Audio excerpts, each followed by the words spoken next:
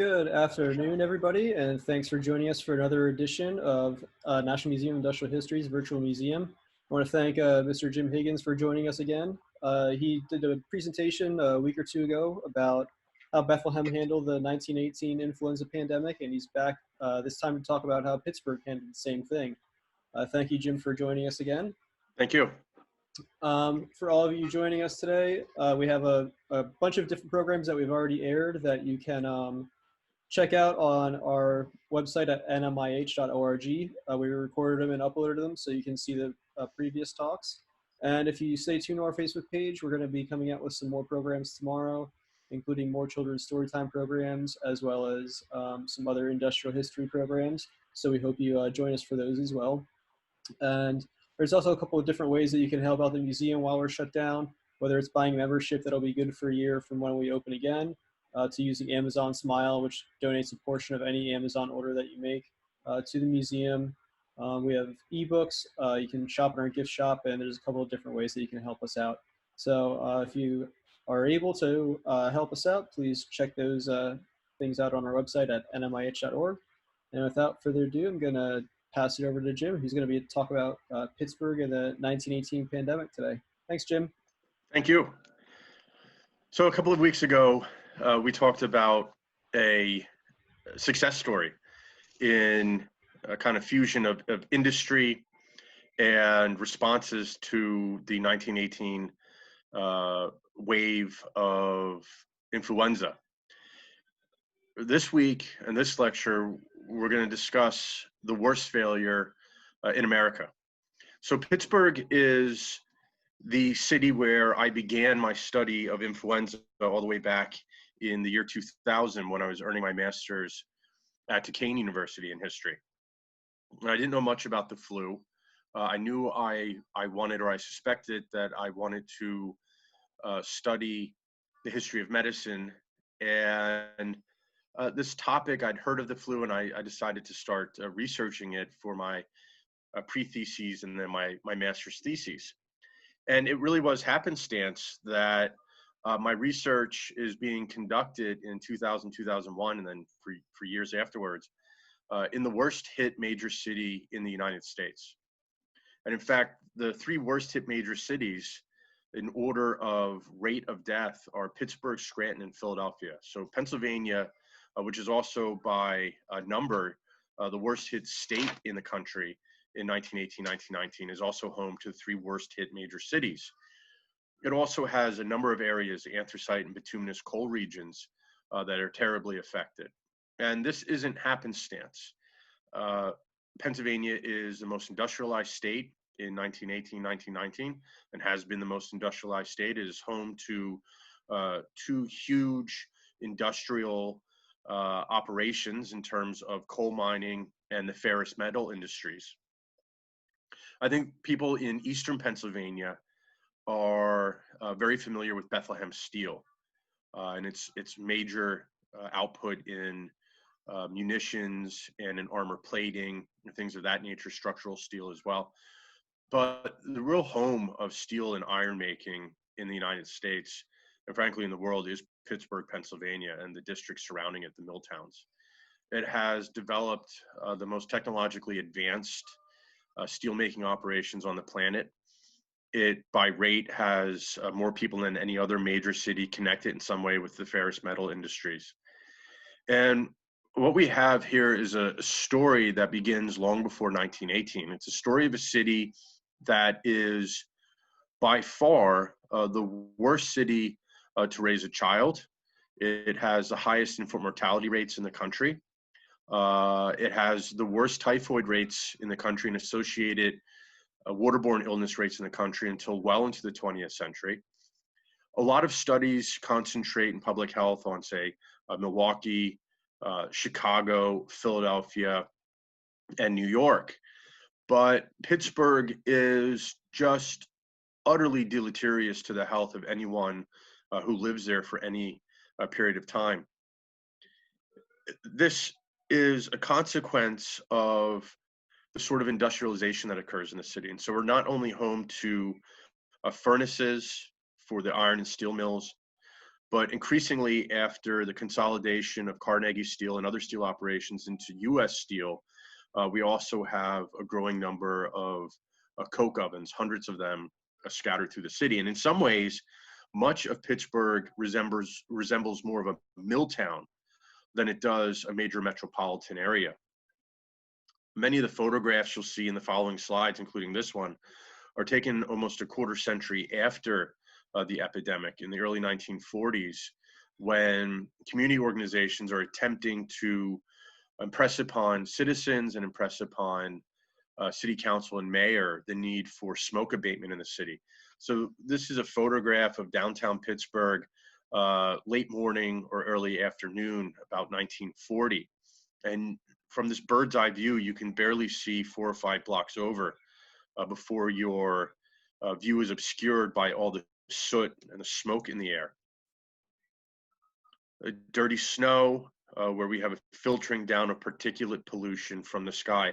Again, taken roughly at noon, most of these photographs, to highlight the density of the smoke. And this smoke would have been just as bad in 1918, and in fact worse, as the various mills and factories are running 24 hours a day, 7 days a week, to make good their contracts with the Allies, the Entente, and with the United States.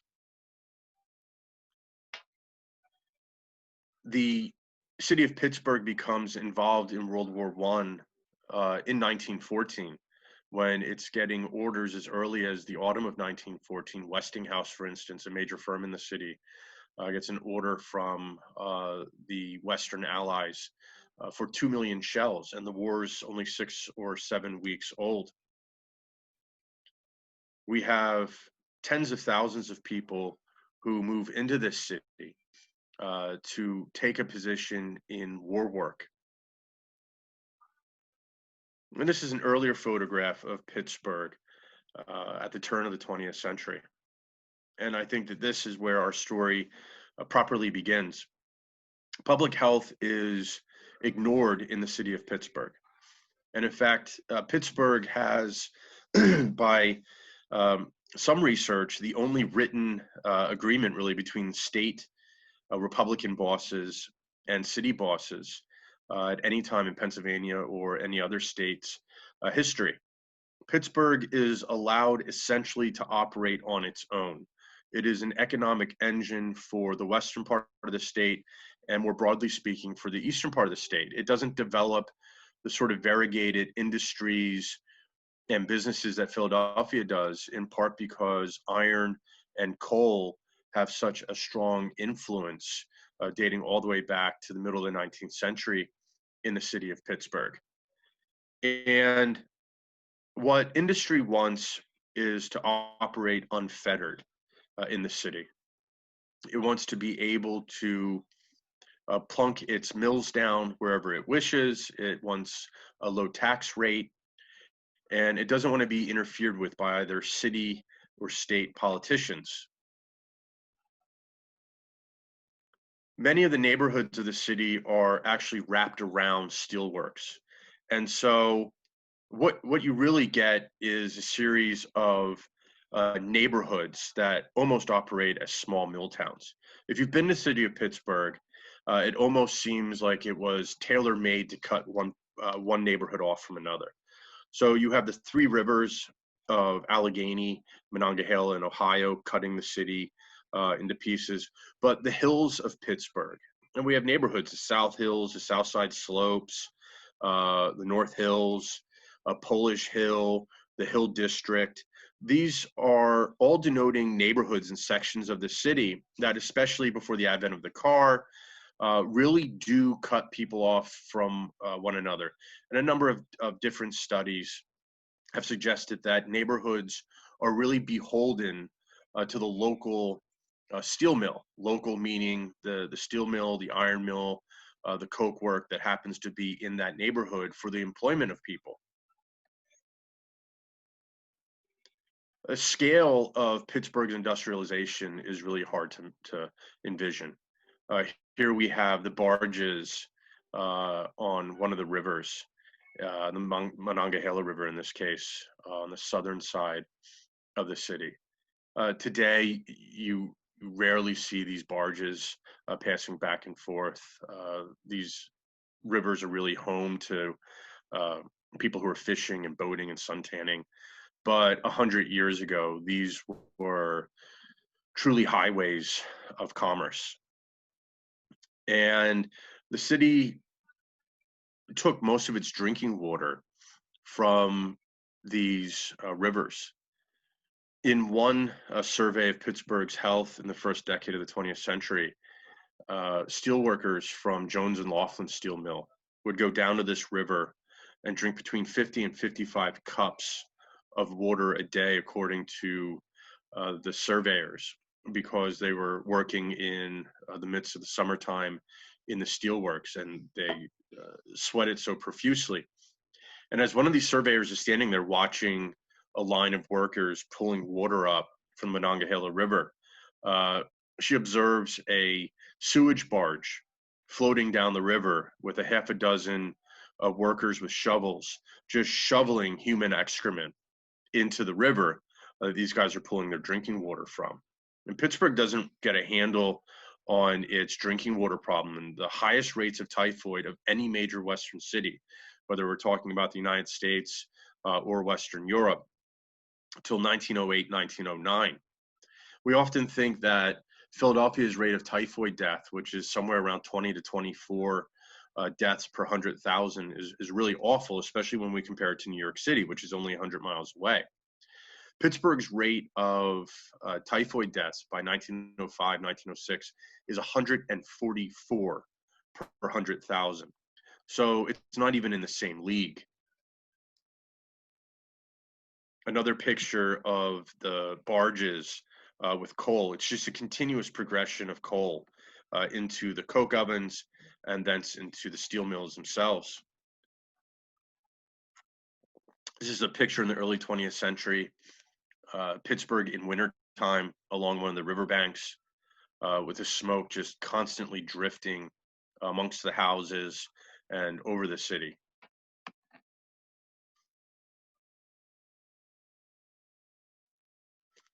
This is a good picture of coke ovens and steel mill in operation in 1906, coming from the Western Pennsylvania History Museum, the Heinz Center. And depending on humidity and weather inversions, this smoke can lay much closer to the ground than you see in this photograph here. Notice also right next to the steel mill, I mean, abutting the property is housing on all sides. And so it's not just the steel workers themselves, but it's their family members who are inhaling vast amounts of particulate pollution. Pittsburgh had a series of ordinances which were generally put in abeyance by the court, put on hold for decades, that tried to force everything from idling locomotives to steel mills to cut down the smoke. But remember, this profusion of smoke is also an indication of prosperity for much of the city, especially your middle class managers and your upper class owners, and also, of course, to a degree, for your laborers. They're poorly paid, they live in miserable housing conditions, which we'll talk about in a few moments. But at the same time, smoke is indicative of work at the mills. When we have recessions like we do in 1908, 1909, that smoke is going to be abated a bit simply because of a lack of demand for iron and steel. And that puts people on the street. People go hungry when that smoke begins to dissipate through economic downturn. And so there's a real push-pull amongst the people of Pittsburgh. I don't think anybody wants to live in these conditions. There's also another side of this.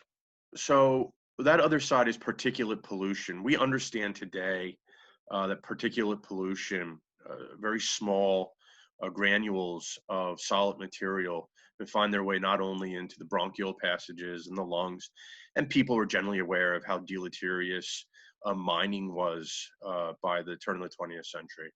But this smoke is really little better. And it can penetrate into the recesses of the lungs. It can actually penetrate, there's evidence, into the cardiovascular system and affect your heart health. And so we've got a population in Pittsburgh that, like a population of coal miners anywhere in the state of Pennsylvania or anywhere where coal mining is taking place, silicate mining, limestone mining, who are susceptible to the most serious complications from respiratory disease. If it makes it easier for people to understand now, we can compare it to COVID-19. I think we concentrate for the last few weeks on the age of people who are exhibiting the most serious complications and who are succumbing to the virus. And we say, well, it's mostly people over the age of 60 or 65, and that's even more highly concentrated in people over the age of 80. But in recent days, we've also highlighted the serious complications, the rate of serious complications, and death in, for instance, the African-American population in our country. And part of that is the overall general health of populations in 1918 or in 2020. People who are obese, people who have less access to healthcare, people who have diabetes, asthma, are going to be more susceptible when we look at the aggregate of statistics for people dying from influenza or COVID-19 than people who are not obese and people who do not have asthma, are not suffering from type 2 diabetes, have generally good access to healthcare. And so instead of saying, instead of having a formula in our minds where we say, well, the virus comes into a community, it kills who it kills, it spares who it spares, and it moves on, you're taking human agency out of this equation. And that's not fair. It's not fair because the statistics simply don't back that sort of formula. Pittsburgh has a death rate 2 or 3 times the national average. Either the virus was extraordinarily powerful in Pittsburgh, which doesn't seem correct, or Pittsburgh has set itself up because of human actions or inactions for a more serious bout of the virus. Any epidemic then or now is 1 part pathogen and 1 part human reaction, okay? Human action before the epidemic even begins, sometimes for decades before it begins. And if you ignore one or the other, if you ignore the human side or the pathogen side, then you'll never have a full understanding of any epidemic in human history.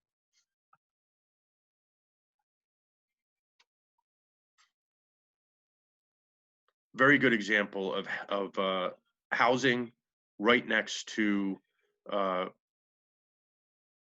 smokestacks that are spewing, 2 dozen just in this picture almost, vast amounts of smoke into the air. Barely seeing across the city's waterway, one of its waterways, in 1919. So this is contemporary to the flu.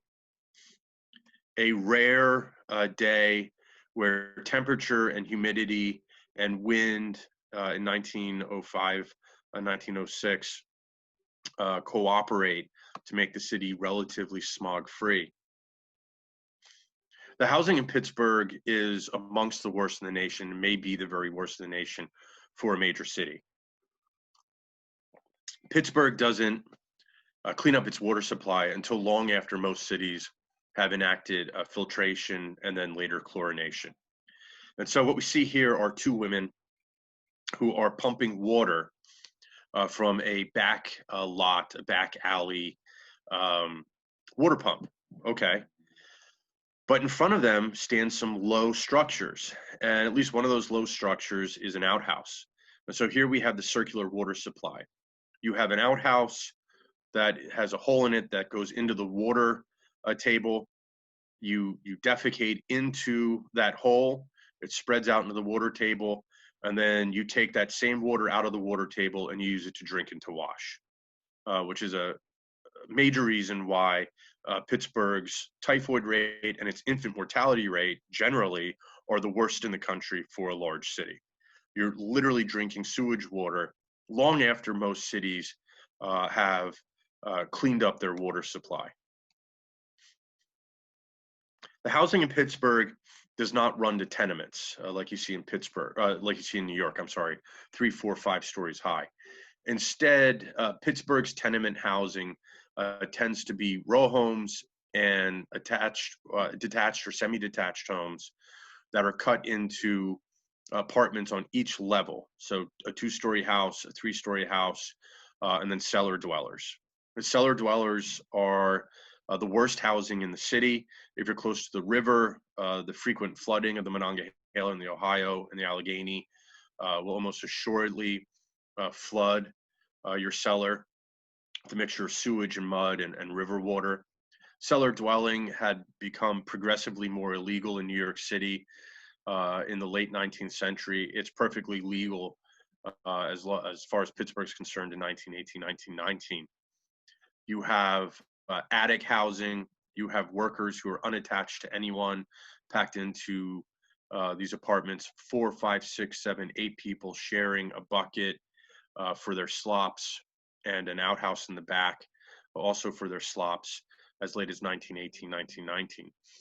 State law also is written in such a way, in part by the urging of Pittsburgh politicians, that detached and semi-detached houses are not actually counted as tenement dwellings. And so a lot of the tenement law that you have in the state of Pennsylvania is not followed and doesn't have to be followed by Pittsburgh landlords. This is a early 20th century view of the North Side, and it's 1911. Scenes like this sort of housing doesn't really exist in a wide way in most other major cities. And for the people who live on the hillsides, there's essentially no utilities. There's no electricity running into the shacks and the homes. There is no prospect, even when the water supply is cleaned up, of gaining access to that water, no sewage system for them. And tens of thousands of Pittsburghers live like this as late as the 1920s. Another picture, this time on the South Side. Garbage collection is essentially unknown in Pittsburgh. So long after the White Angels of New York have begun cleaning up that city, we have everything from tin cans and other forms of rubbish to the carcasses of animals and human excrement, animal excrement piling up throughout the alleys of Pittsburgh. It's very difficult to overstate the terrible conditions in which people in Pittsburgh were forced to exist. And again, the fact that these photographs are not from the 19th century, but they're after the progressive era has begun in most of our other cities. They are, in this case, 1918. By this point, for comparison, Philadelphia not only filters its water supply, but it's also chlorinated it and is busy attaching thousands of homes and businesses every year to an underground sewage system.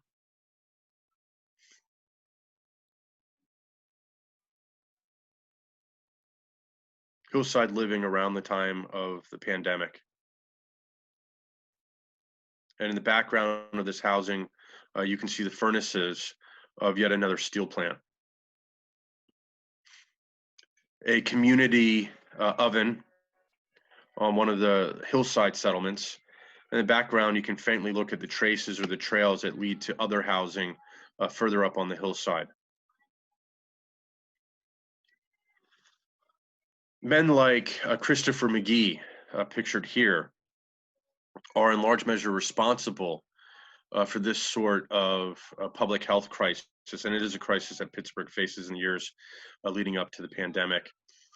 Christopher McGee and his sidekick, Big Bill Flynn, whose firm is responsible for digging the Holland tunnels, for instance, in New York City, are perhaps, to historians of the urban political machine, the least well-known or understood, but the wealthiest machine politicians in American urban history. In fact, Flynn, who doesn't die until the middle of the 1920s, is probably the wealthiest machine politician that ever lives.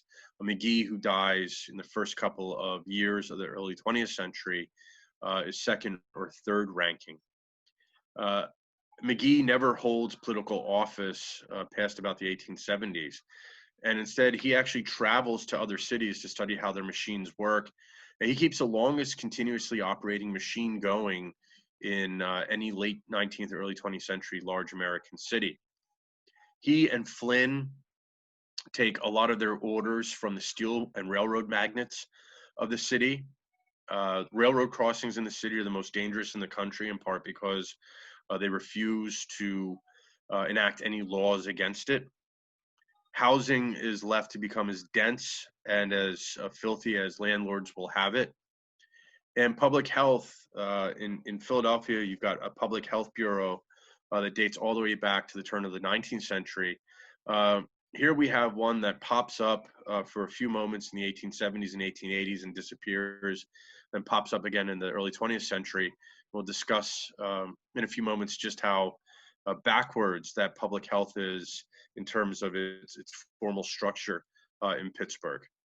So these men start this machine that's carried on by a number of other bosses, including the Bigelow cousins in early 20th century Pittsburgh.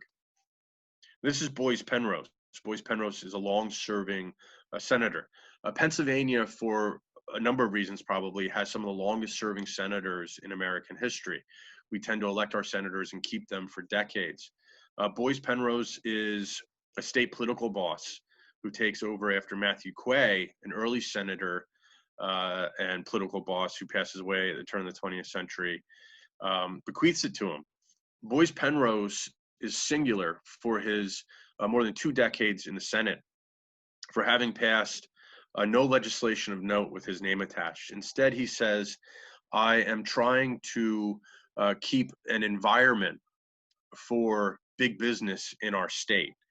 And it's said of him that with one phone call from Henry Clay Frick, he'll be on a train out to Pittsburgh to discuss what he can do to help Carnegie Steel and other steel concerns at a moment's notice.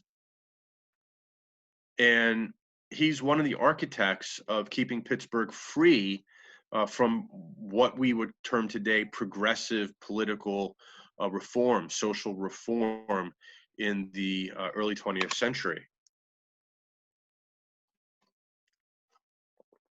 And so here we have a relatively clean apartment in Pittsburgh at the turn of the 20th century.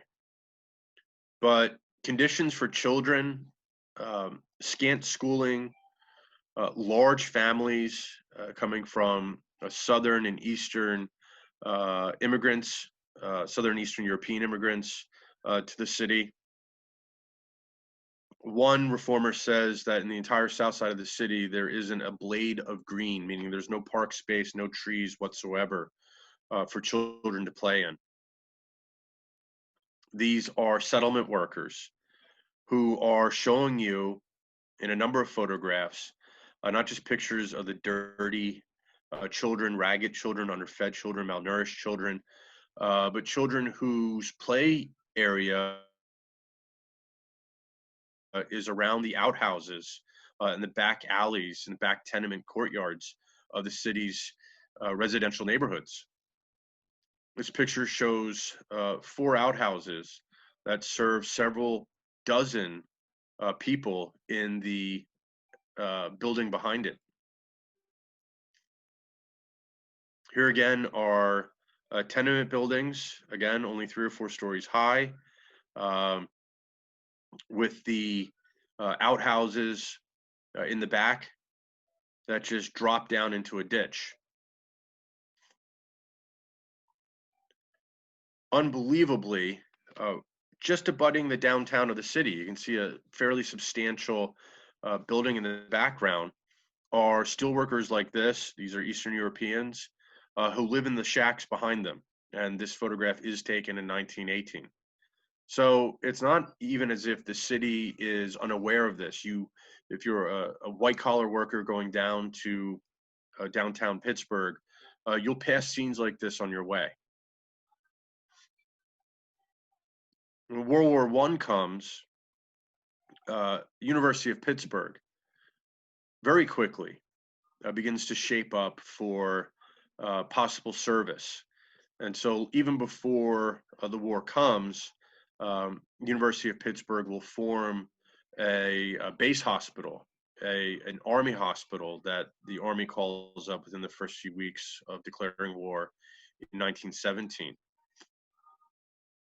The wartime mayor is this man, Edward Vose Babcock. Babcock is from New York State, and he's a millionaire timberman whose family still has holdings in Florida. He gets into politics. He's a Republican, as Pittsburgh's political leaders are throughout the late 19th and early 20th century.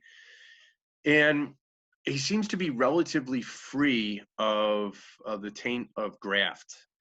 In fact, he makes his first foray into politics as a committee that is designed to investigate one of the early 20th century mayors. And he, he hearkens to what politicians sometimes do today. I'm a businessman. I'm going to run the city efficiently.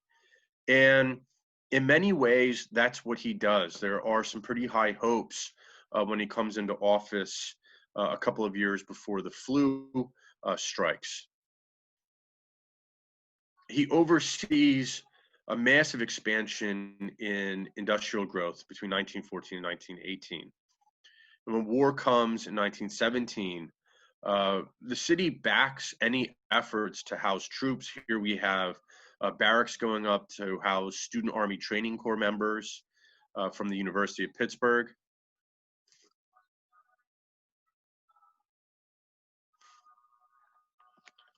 Students who are being turned into part-time soldiers. And so, you work or you fight, right? And we haven't had that sort of condition really since World War II, where especially, if you're an able-bodied man, you're either going to be in uniform, preparing to be in uniform, or you're in some sort of war-related industry. These are clean barracks, although when the flu comes, you'll find that these barracks are very close. And so you can see how the men are only a few feet from one another in their living quarters. There's an Oakland section of Pittsburgh with members of the Student Army Training Corps out on parade. One of the workshops of the city. The need for housing means that housing that was condemned by Pittsburgh authorities, and that's saying something if Pittsburgh's condemning housing, is reopened. These have no utilities going to them. And we have thousands and thousands of African Americans from the South who are coming in between 1914 and 1918. We have other migrants from Pennsylvania and beyond who are coming into the city. Boxcars are converted into living barracks. We have barracks thrown up in open lots. We have people living in sheds in people's backyards and middle-class sections of the city, paying a little bit of rent back there. They just need a place to stay out of the cold, to stay out of the rain and the snow. And so the population of housing is very dense. One statistic that always surprised me is that in 1917 and 1918, more African Americans die in the city of Pittsburgh than are born in the city of Pittsburgh. And in fact, there was a smallpox outbreak amongst African Americans shortly after we entered the war. And the only reason why the African American population in Pittsburgh grows during the war years, the late war years at least, is because of immigration of African Americans from the South. Living in the city, especially in the city's African American sections, is that dangerous to your health. Liberty rallies in downtown Pittsburgh take place, and crowds form around for instance, the mayor. And so the city really is, despite wartime inflation, most people are at work, and especially for the managers and owners of the various industries, this is a boom time. Liberty Loan Parade in Pittsburgh.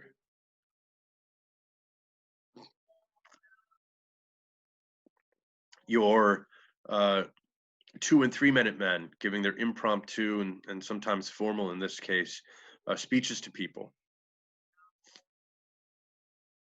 And yet there's always this nagging concern that Pittsburgh is falling further and further behind in terms of the standard of living.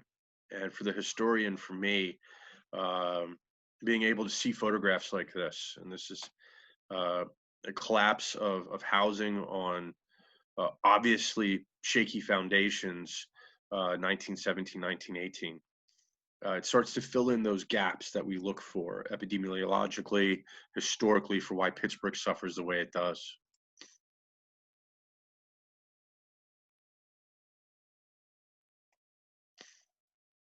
Back alley areas like this suffered truly awful death rates during the epidemic. Doctors and visiting nurse societies, which we'll talk about, don't even know what to do when they come into these neighborhoods. And to be sure, Pittsburgh, when we look at the epidemic, probably misses the first few cases in anybody's neighborhood, in part because the kind of coughing and shortness of breath that you might more immediately notice in other cities wasn't immediately noticed in Pittsburgh. Why? Again, because people are suffering from awful, awful damage to their respiratory tracts simply by living in the city, even if they're unconnected to the steel mills.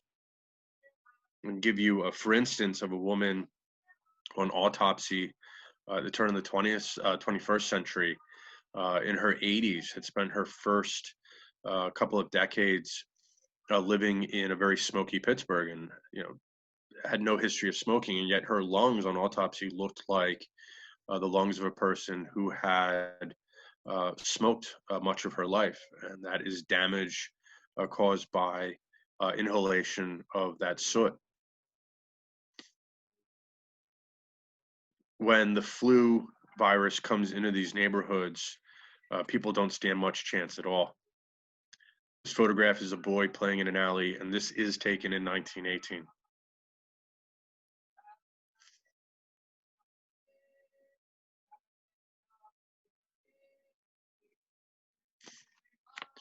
So what's Pittsburgh's structure in 1918, September of 1918, when the flu comes?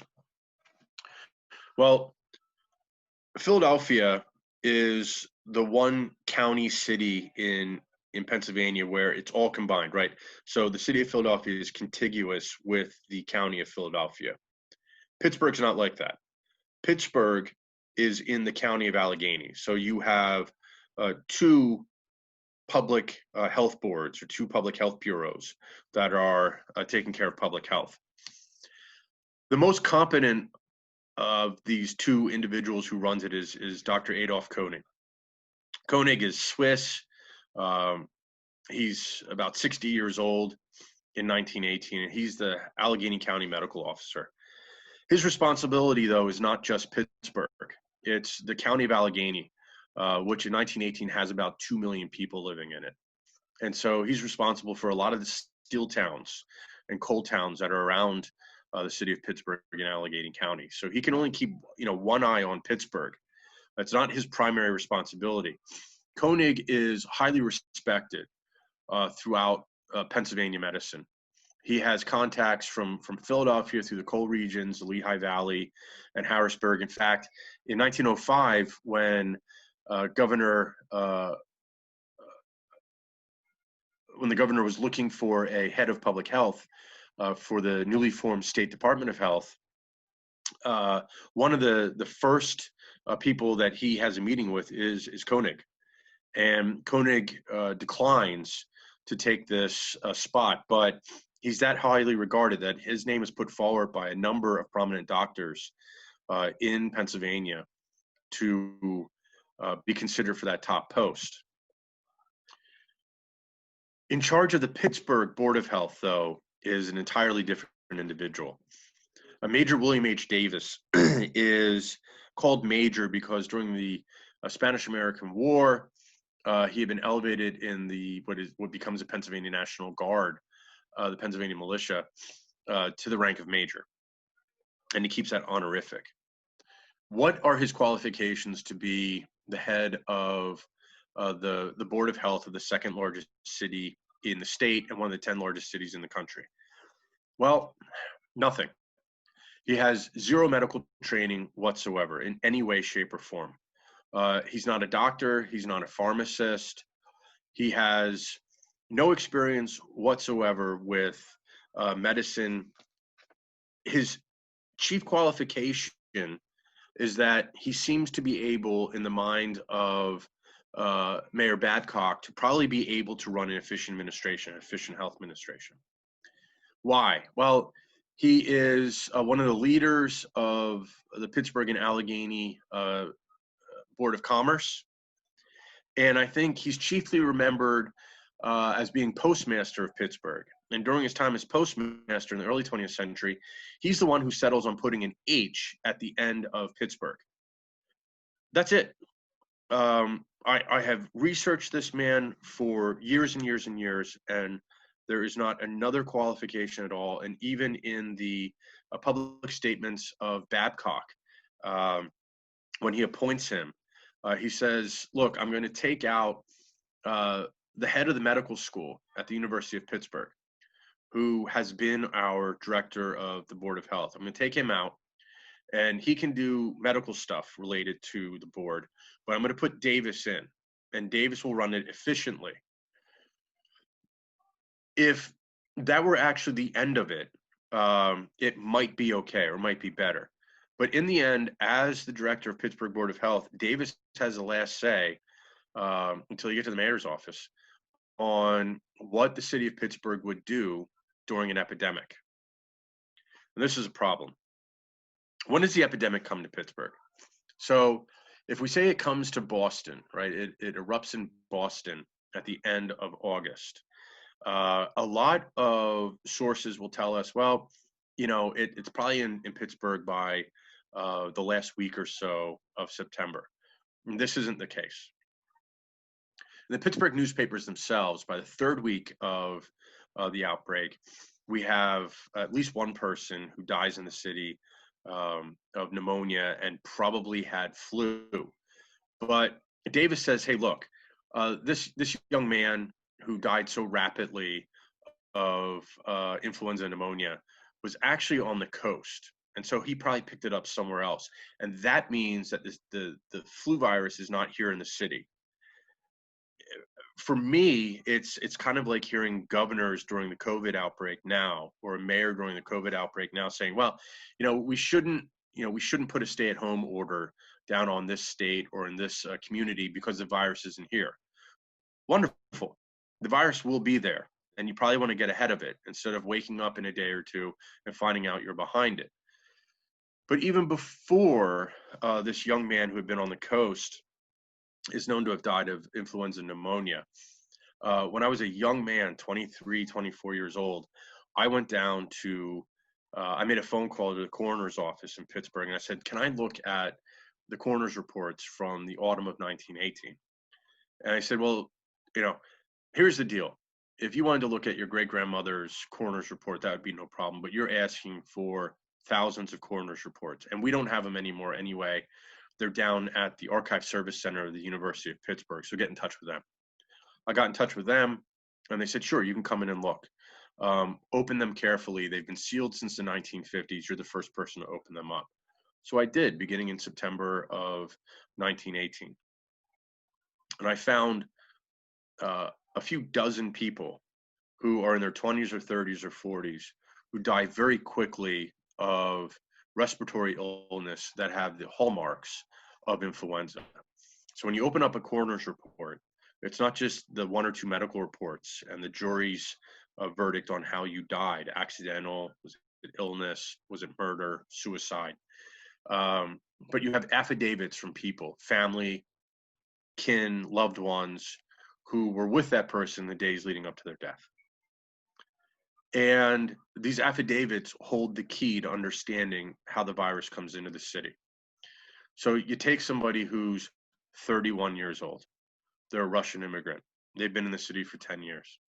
And they die, you know, September 14th, 1918. but they've had what they often refer to as a heavy cold for 5 or 6 days prior, with aches and pains in their backs and problems breathing and nosebleeds.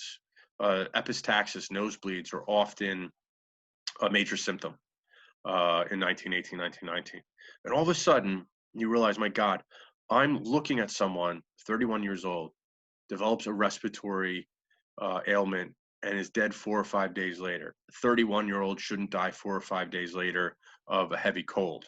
And when you see that they have a fever and their body aches, they may have epistaxis, it leads you to the conclusion unmistakably that people are circulating in the city who have the virus. The virus is coming in from perhaps Philadelphia, New York. Remember, Pittsburgh is directly connected by train to those large cities, and she herself is a center of war production. And so people are coming back and forth all the time. We also see an early outbreak of influenza in some of the small army camps in the city. On the 4th of October, the state says, all right, we're going to ban crowds, we're banning alcohol sales. And Pittsburgh, you've got to do this. And then we leave it up to you to close schools if you think it's necessary and houses of worship. And it's here where we start to have our first divergence from the norm. So a couple of days later, crowds are still forming, and liquor is still being sold. Again, why is liquor so important? Well, not only is there a growing prohibition movement, not only is liquor and the production of it, the distribution of it, being tied more and more to sapping energy away from the war effort, but again, public health officials understand that one of the few places that workers will congregate after work are at saloons. And so if you can take away the alcohol, you'll have less congregating. Well, the city says we don't even have receipt of this order. And the mayor, who's interviewed when that order comes down on the 4th or 5th of October, says, I didn't even know there was an order from the government. I didn't know there was an order from Harrisburg.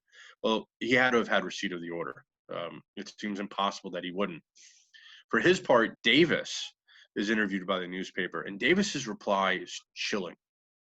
He tells the newspaper that an epidemic is a matter of opinion, and individuals must decide whether or not there's an epidemic in the city. He doesn't order or advocate for churches, or synagogues, mosques to be closed. He doesn't close the schools. He doesn't organize any emergency hospitals for the first couple of weeks of this epidemic.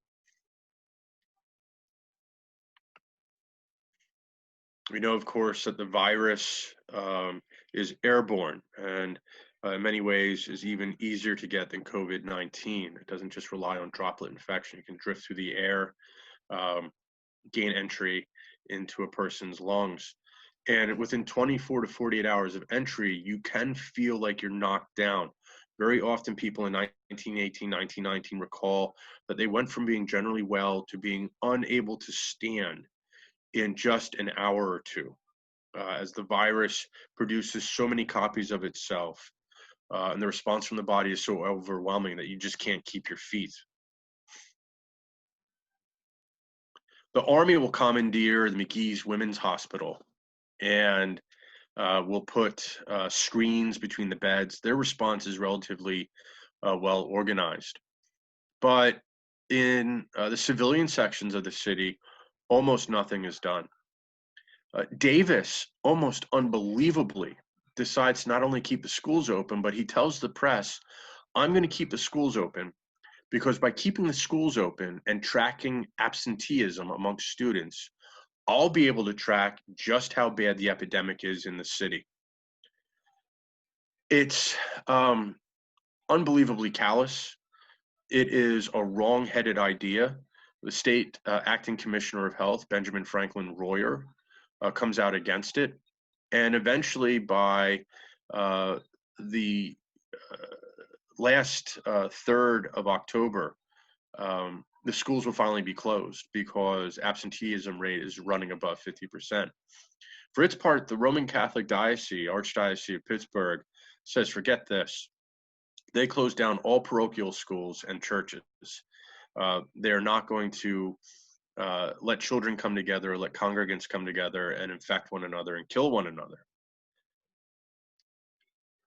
Davis is urged in some quarters to ask for money, and he thinks between $50,000 and $100,000 will be necessary eventually for taking care of this virus, this epidemic.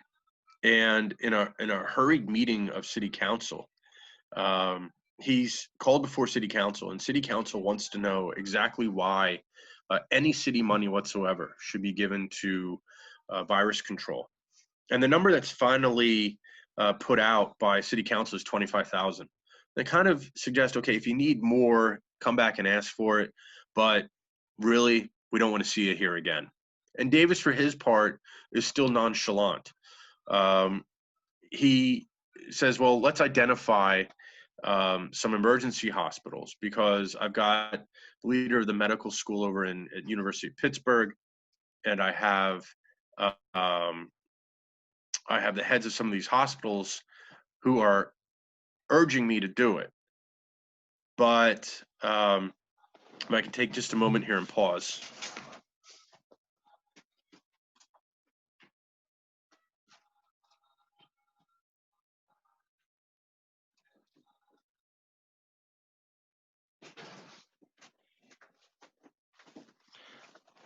My apologies, I had to go and cough. I'm still suffering a bit of a cold myself.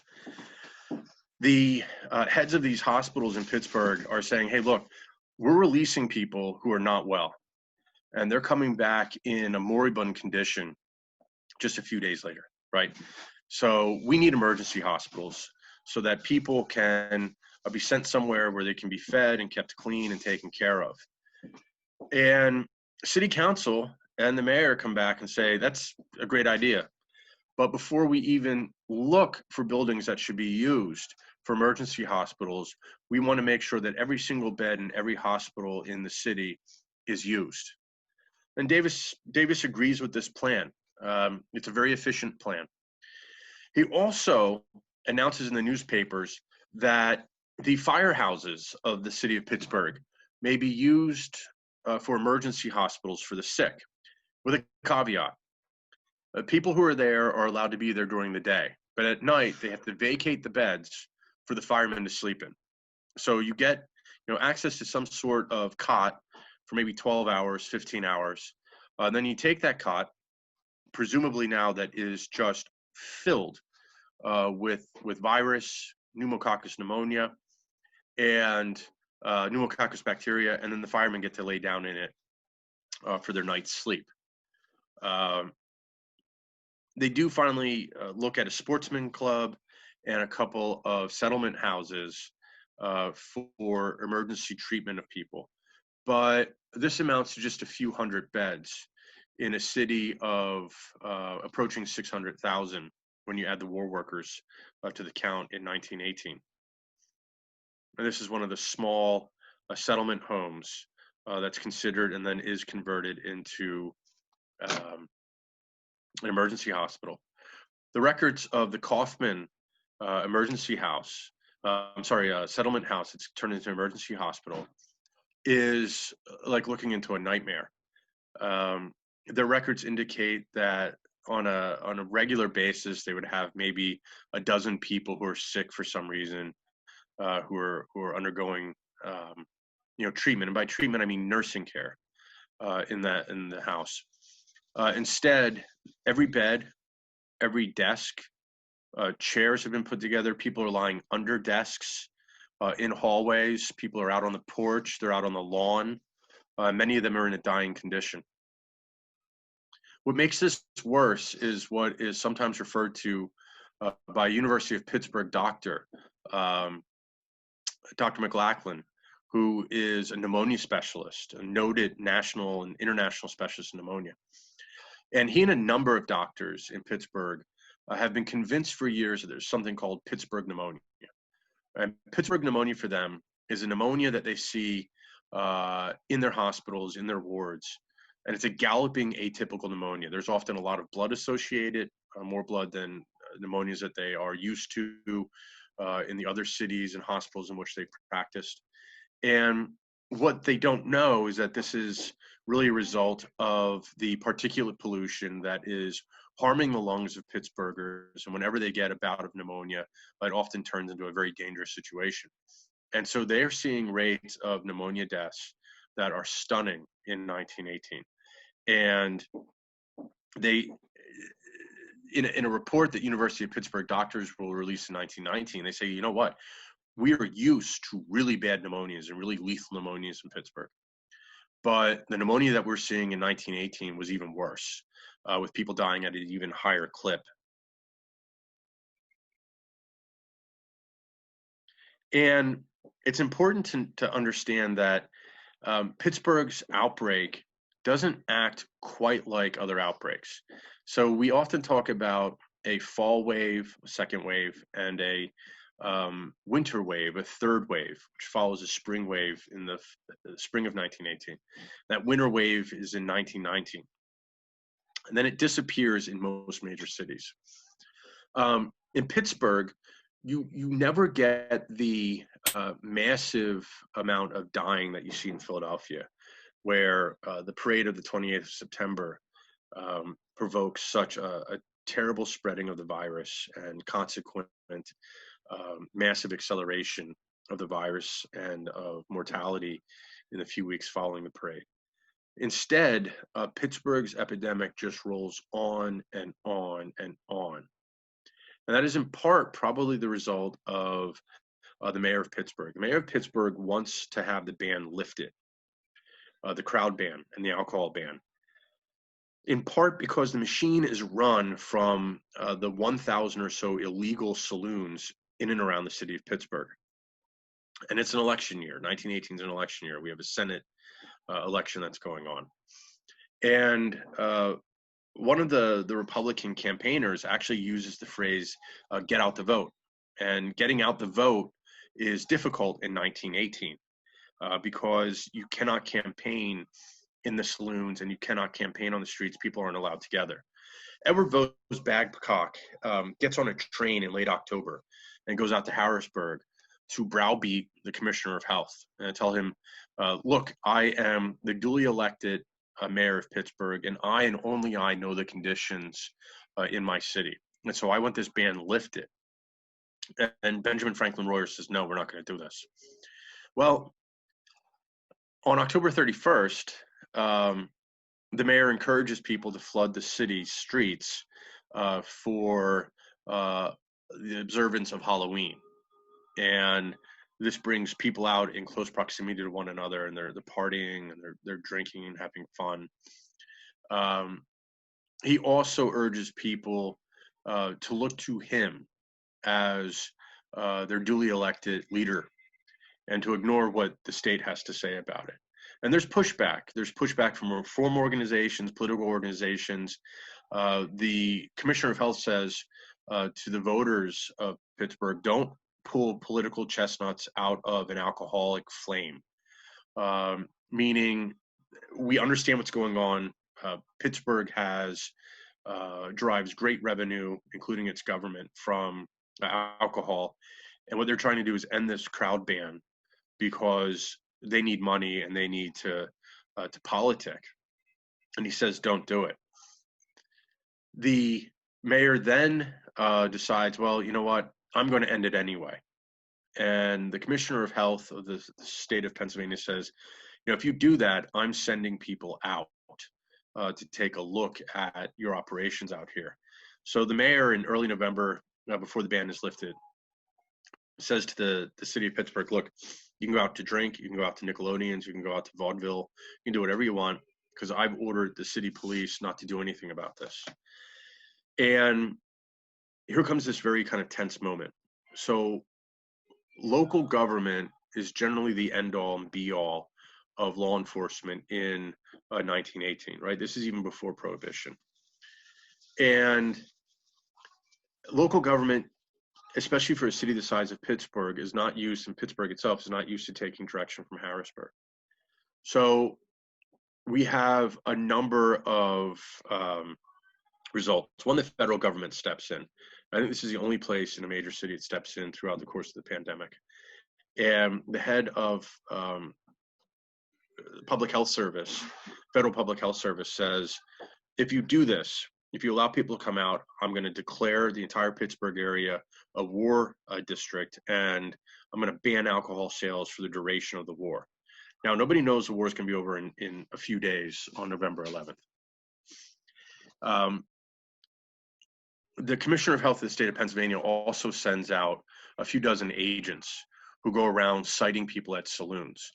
And a competent county judge in Allegheny County tells Pittsburgh saloon owners, if you're caught selling booze and if you allow a crowd to develop, we're going to pull your liquor license and throw you in jail if you do this. And, this round goes to Harrisburg.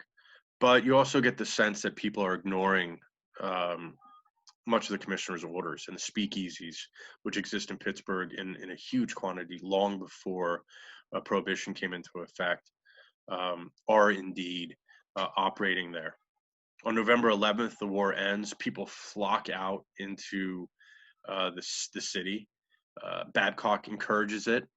And even though the ban isn't dropped for Pittsburgh, because Pittsburgh's wave of influenza is still killing a couple and sometimes several hundred people a day, he gets on a train and heads towards Atlantic City for a meeting of Republican political chieftains and leaves operations in the hands of Davis.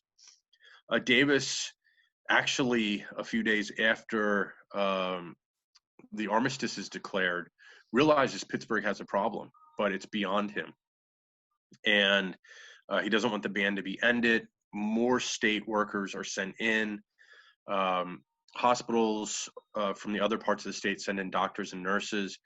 And in part, it's just to bring Pittsburgh back to the number of nurses and doctors they had just before the epidemic began. Because Davis and Babcock, for very murky reasons, have sent out scores of nurses and dozens of doctors to other parts of Pennsylvania, while saying that they don't need them themselves. So on the one hand, it may be viewed as enthusiasm to help other communities. On the other hand, it may simply not come. It might be a case where you're not coming to grips with what's going on in your own city.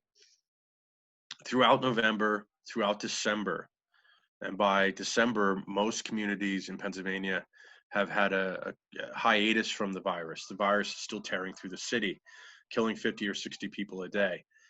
This continues through January and February. And February, late January, February into March, there's usually a resurgence of flu in most communities.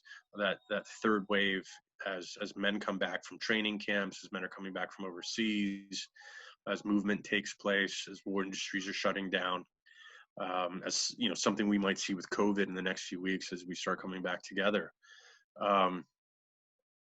But in Pittsburgh, there's no real third wave. It just never ends.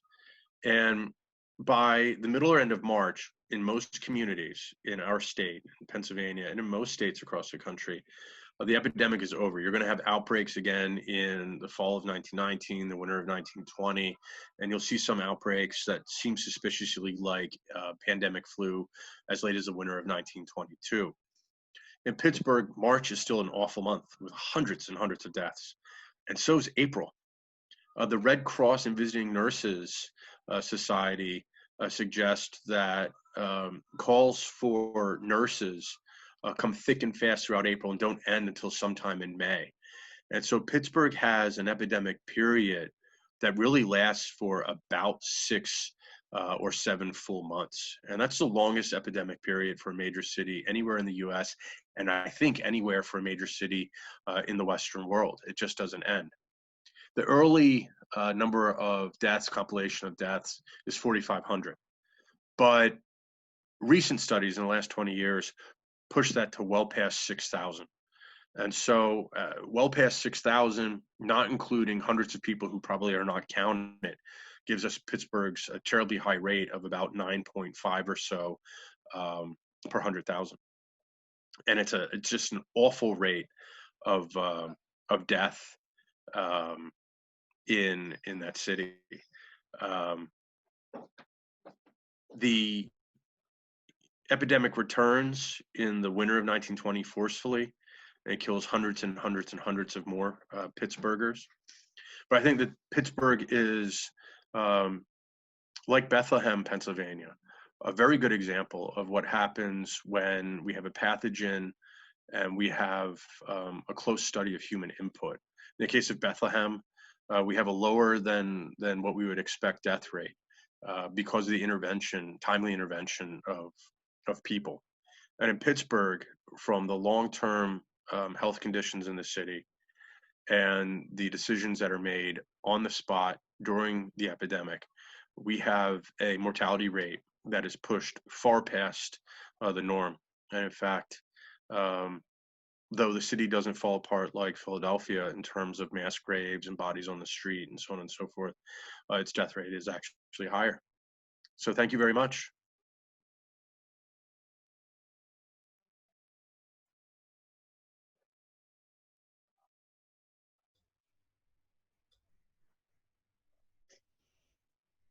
Hey there.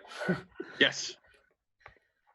So there's apparently an issue with Facebook, so we don't have any live comments or anything, Okay. or any questions. But I want to thank you again for joining us. Thank And you. if anybody out there is watching this later, I think we're going to stream it the same night tonight. We're having a couple other presentations coming up. We're going to be posting those on our Facebook page and on our website.